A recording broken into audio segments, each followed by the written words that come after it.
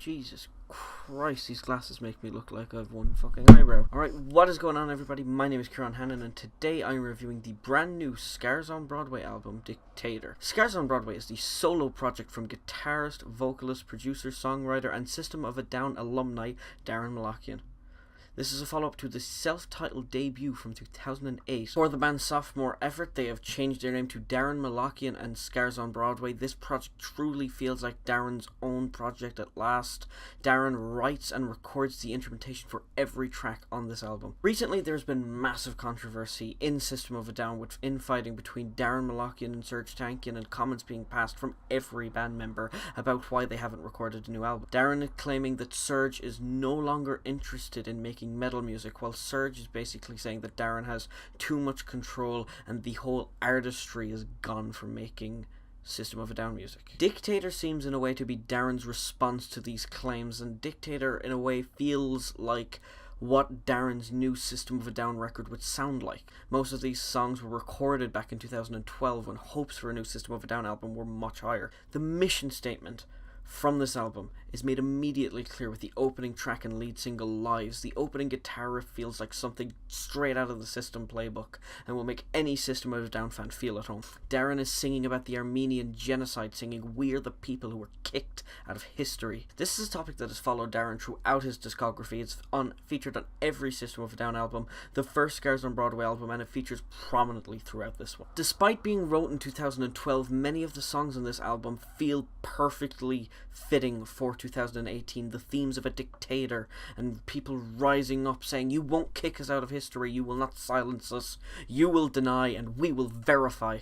The frantic pace of this album continues into the second track, Angry Guru, where Daaron sings about someone facing up to what they have done, which is of course in reference to the Turkish and their denial that the Armenian genocide ever took place. This track especially feels like it was created for System of a Down, and I really feel that Serj and Daaron's co-vocals that System of a Down are so famous for would have really fit in well here, but of course we're just getting it on a Scars album.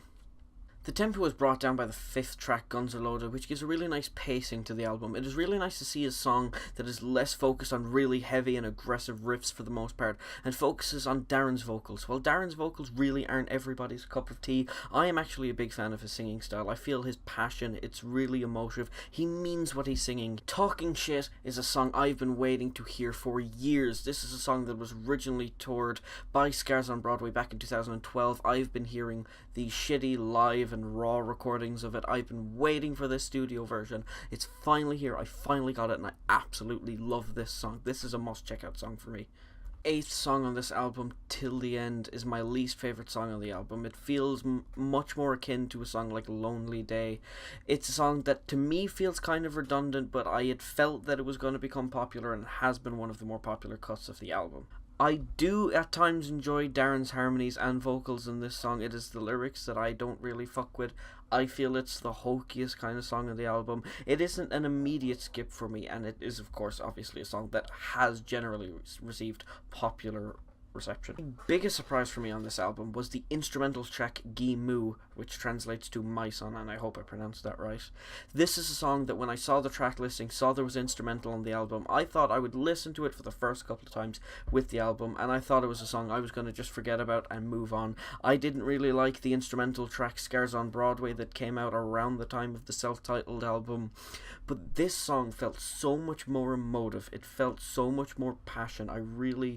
Daaron tells a story with his instruments on this album that I didn't think he could. It is something we haven't seen in the 20 plus years he's been in the music industry. He really surprised me on this, and I thought he was done surprising me. I didn't think that I was going to get a massive surprise on this album, but this track it is a beautiful track, one that you should definitely check out.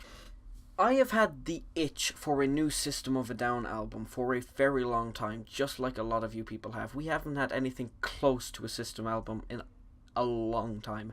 The closest we've come, in my opinion, is the 2008 Scars on Broadway album. That itch is in a way satisfied by this album. This feels very close to, and as close as I think we will ever get to new System of a Down music. A lot of these tracks, as I said, I felt were wrote for System of a Down. I think they work here. We're getting the same kind of energy, the same kind of creativity. Those riffs, the Armenian folk kind of influences are all here. It is all on this. What you are giving up, though, is the drums of John Dollyman, and you are giving up, you know, the bass of Shavo. You're giving up Serge's vocals.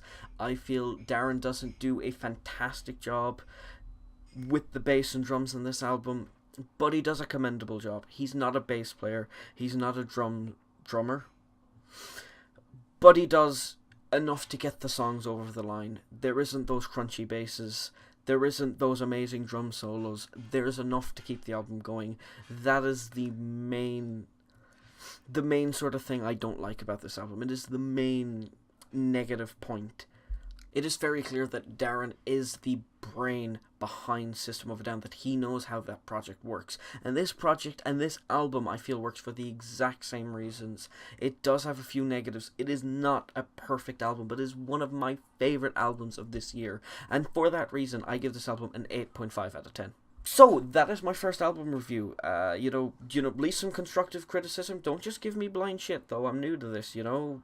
Let me know if you want to see more, you know, subscribe if you want to see more. I hopefully will review some more albums in the future if people want to see more of this, and if I edit this and it doesn't turn out terrible. But if you're seeing this, then it didn't turn out terrible, at least in my opinion. Maybe it is terrible, and maybe you're seeing it. Maybe I fucked up. If I did fuck up, let me know. Like the video if you liked it, dislike it if you didn't, and as I said, subscribe if you want to see more.